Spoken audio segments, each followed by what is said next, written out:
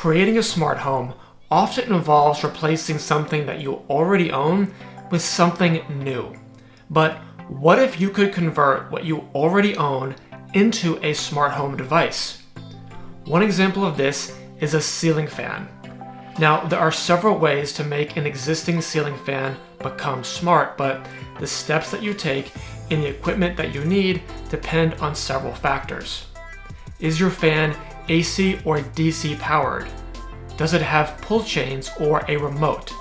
Is there a built-in light? Are there separate switches on the wall for the fan and the light, or one switch for both? In this video, I'm going to show you how I converted my DC powered ceiling fans with a built-in light, remote control, and a single wall switch into a smart device in Home Assistant and Apple HomeKit. This approach lets you control the fan and its built-in light using a wall switch, your phone, your voice, and in home automations. On this channel, I cover how tech can make you more productive, so if you're new here, hit that subscribe button. Let's do this.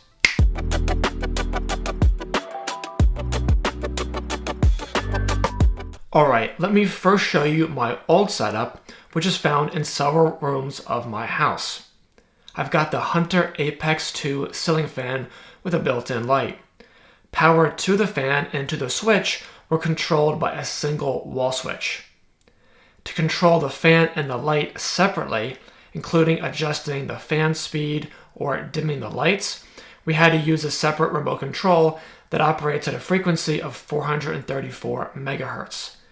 I wanted to make our fan smart for convenience. I envisioned a fan just automatically turning on when it was too warm inside and someone was in the room, and then turning off when the room was empty. I also like the idea of controlling fans using my phone or voice. Sometimes I get into bed at night and realize I forgot to turn the fan on. As silly as it sounds, it's hard to get back out of bed when you just got into it, right? To make our fans into a smart home device, I had two primary requirements. First, I must be able to control the fan or the light using a physical wall switch, a phone app, and home automations. My wife and kids depend on physical switches, so this idea would never have landed if I took away the wall switch option. Second, the state of the fan and light must be correct and consistent between the smart home platform and what the device is actually doing. I wasn't willing to make the trade-off of having my fan become smart, but the state getting out of sync, meaning my smart home platform says the fan is on when it's actually off. There are lots of solutions online that show how you can control your existing fans using an app, but these often require losing the physical wall switch option or the device state getting out of sync. That wasn't going to work for me, so here's what I did instead. For my new setup, I'm using two things: Bond Bridge and a Zooz Zen 32 scene controller. Before I walk through how I set this up, let me give you the big picture. First, I'm going to connect all of my existing ceiling fans to the Bond Bridge. Second, I'm going to connect the Bond Bridge to Home Assistant. This will make all of my ceiling fans viewable and controllable in Home Assistant and ready for including in home automations. Since I'm already using HomeKit Bridge with Home Assistant, my fans will also appear in the Apple Home app. As an option, you can connect the fans to Amazon Smart Home platform for voice control using the Bond skill. Turn on the main floor bedroom ceiling fan.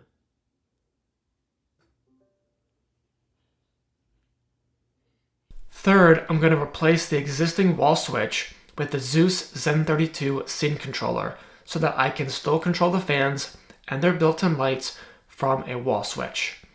Alright, let me take you step by step how to do this, starting with the Bond Bridge. Alright, let's take a look at the Bond Bridge. So right away we can see the bridge itself.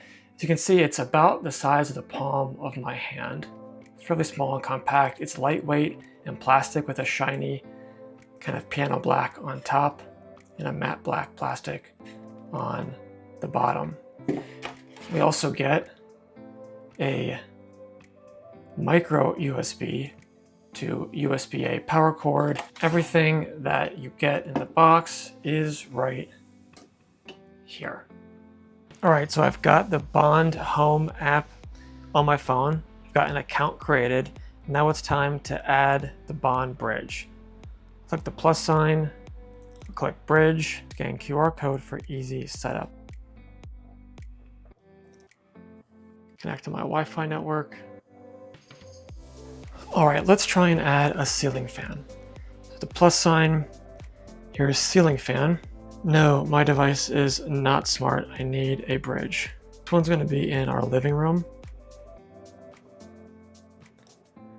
Okay, choose a command from the remote that you would like to record first. The light is the first button, so let's go ahead and record light on. Okay, start. Found some remote controls, and on my remote it is IN2TX45. Test the commands by tapping the buttons below. Okay, so now I have to actually walk to where my fan is because I am on a different floor of the house. Okay, so I'm gonna press light off. It turned the light off. Now let's do light on, and that turned the light on. Okay, power on is turning the fan on. Speed down. Okay, that definitely made it go down. Let me hit speed up again. Yep, now it is speeding up. I think this is my remote, so let's go ahead and choose that. And it says it's ready to use. All right, so now I can see my living room ceiling fan in the app. All right, I'm gonna install this Zooz Zen32 scene controller on this switch right here. This single switch is what controls my ceiling fan with its built-in light. So let's get started by taking off this wall plate. All right, let's find out which one is the hot wire.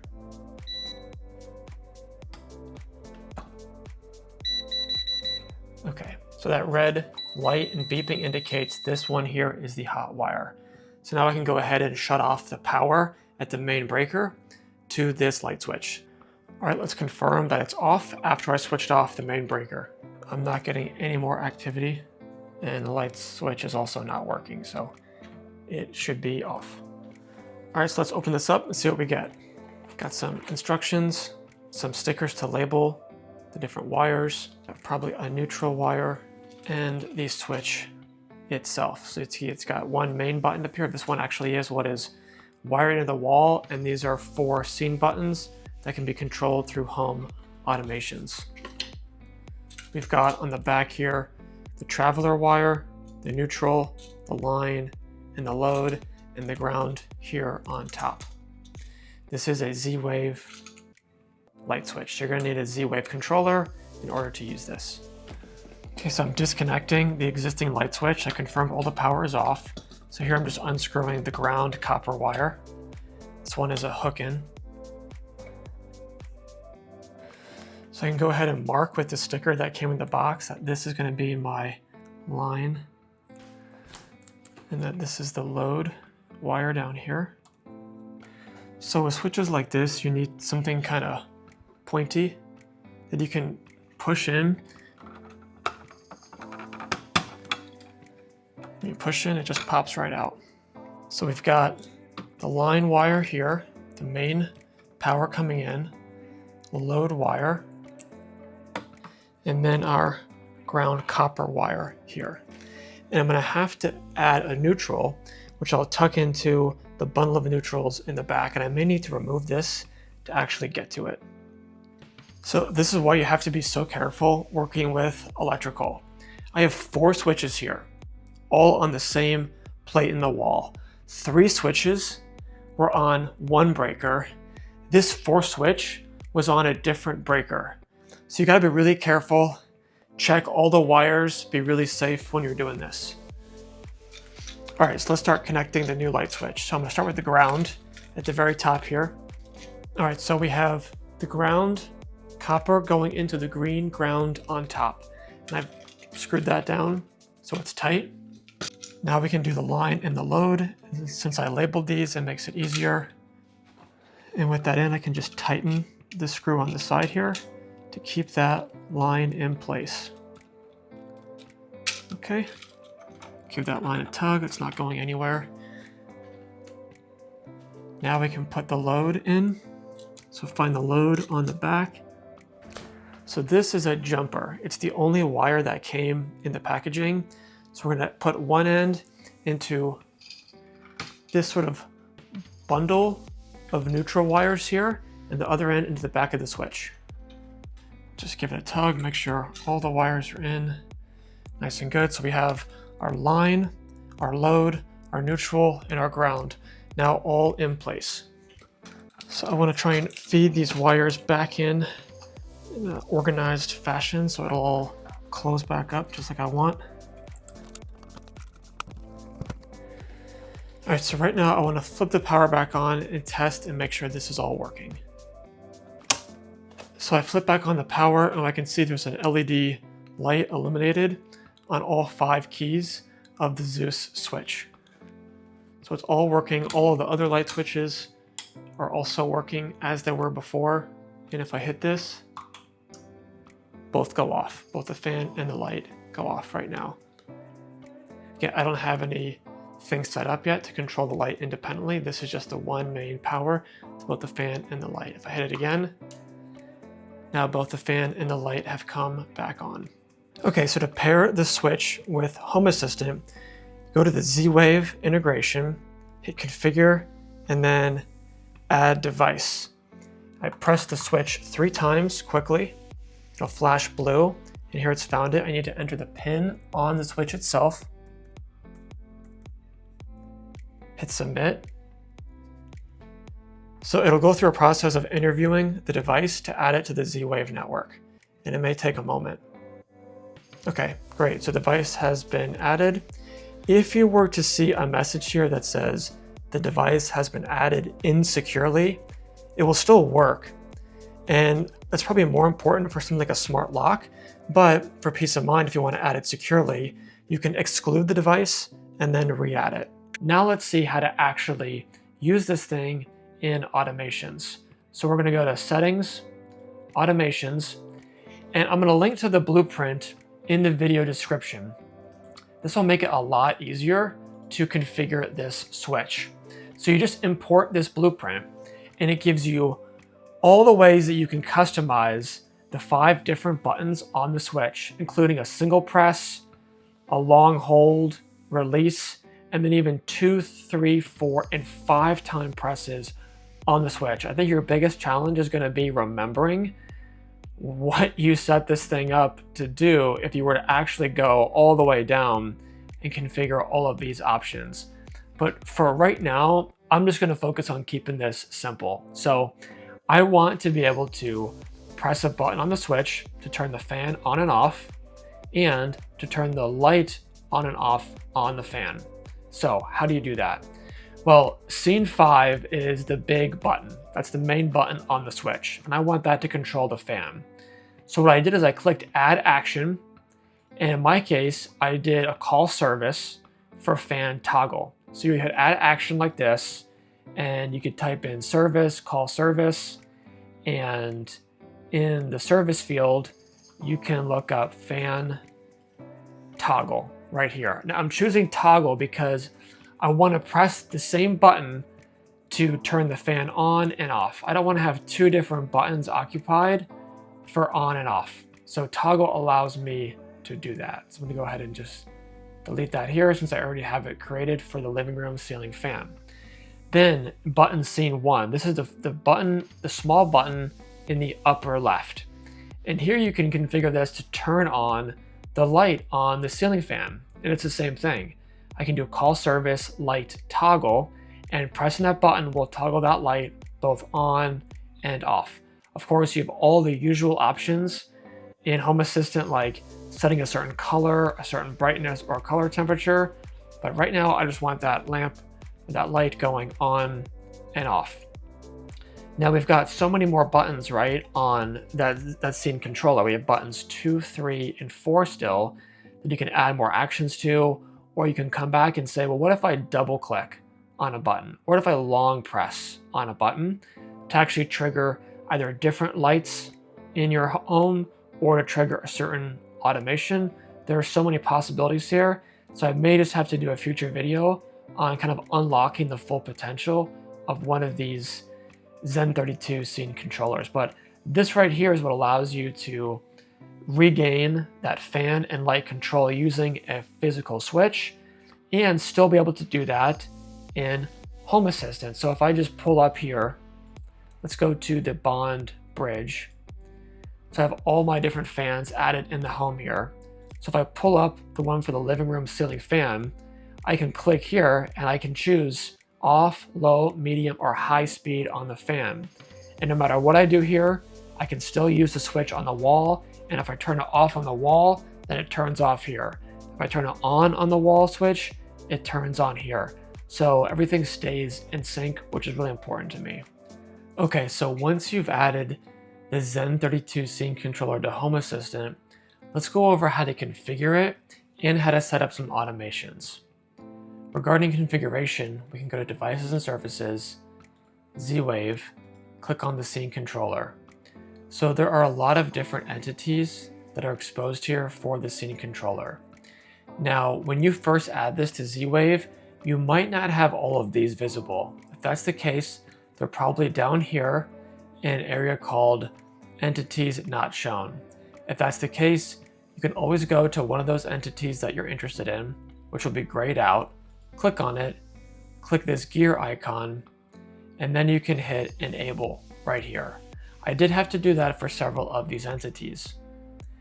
But what should you configure? Well, there are probably just a couple things that I want to point out here. The most important one is this entity called Relay Control. I believe by default, both local and Z-Wave control were enabled, but I actually wanted to disable both of these. By doing this, it ensures that the automations and control of the fan will work just as I want, meaning I can control it from the switch on the wall, I can control it from my smart home dashboard here in Home Assistant, I can control it by automation, and the state of the fan will stay in sync, and it will not be prevented from working because it is switched off someplace else. So that's the first thing you're going to want to change if you have my setup.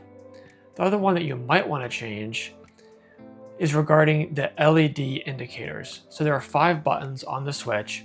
Each one has its own LED indicator.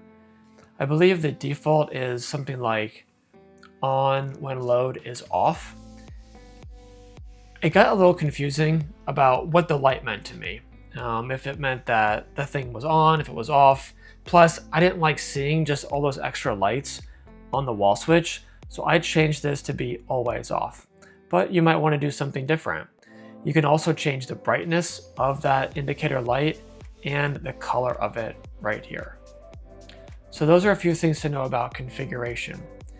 Let's look at how we can use this in some automations.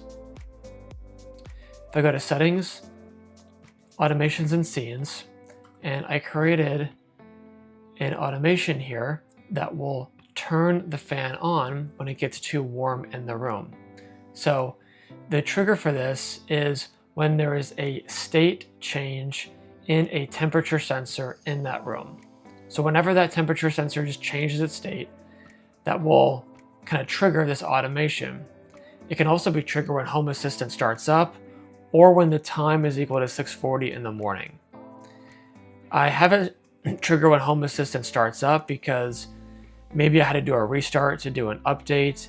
I wouldn't want it to lose sight of this automation when it comes back online. In terms of the conditions that I have in place here, I make sure it's between the hours that we're typically awake, which I have here is 6:40 a.m. to 11 p.m. This is because I don't need the fan coming on if it's warm in that room and someone just passes by for a moment. So I want to make sure it's during our typical time when we are hanging out in that space. Likewise, I also check to make sure that occupancy has been detected for at least the past minute. I don't want the fan coming on if no one's actually in there. And then of course, I want the fan to come on when the temperature is warm in that room. Right now I have it set as 78 degrees Fahrenheit. And when all that's true, it will then turn on that living room ceiling fan. Now in terms of turning the fan off, I have another automation that was already created specifically for turning the lights off in that space. I now modified it to include turning the fan off.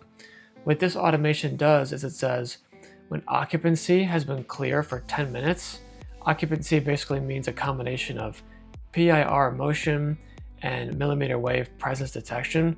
This is how I ensure if a person is in or not in a room. So when no one's been in the room for 10 minutes, then do 4 different things. So turn off the counter lights if they are on, turn off the cabinet lights if they are on, turn off the lamp if it is on, and now turn off the ceiling fan if it is on. So that's a look at how you can use a simple automation to both turn on and to turn off the fan based upon the temperature in the room and presence detection. So now anyone in my house can operate the ceiling fans and built-in lights using a switch on the wall, app on their phones, or with voice commands.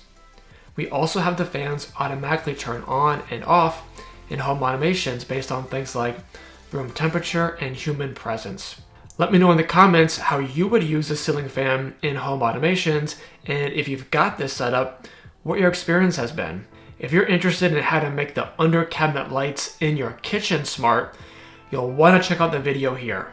Hit the like button if you found this helpful, and subscribe to the channel for tech reviews and tutorials that help you become more productive. Thanks so much for watching, and I'll catch you in the next one. Hey, I made our ceiling fans smart. Check it out. Oh, it's super easy to control them. Just get out your phone, open the app, scroll to the devices page, and then scroll down to find the fan, and then click to power it on. If it doesn't connect the first time, just force quit the app, and then do all that over again, and it should work the next time. Oh, but don't press the wall switch anymore, because then the app on your phone won't work. And don't use that remote control anymore, because then the fan and the app, they get out of sync, and then the home automations I created, well, they just won't run anymore. Hey, where you going? Babe?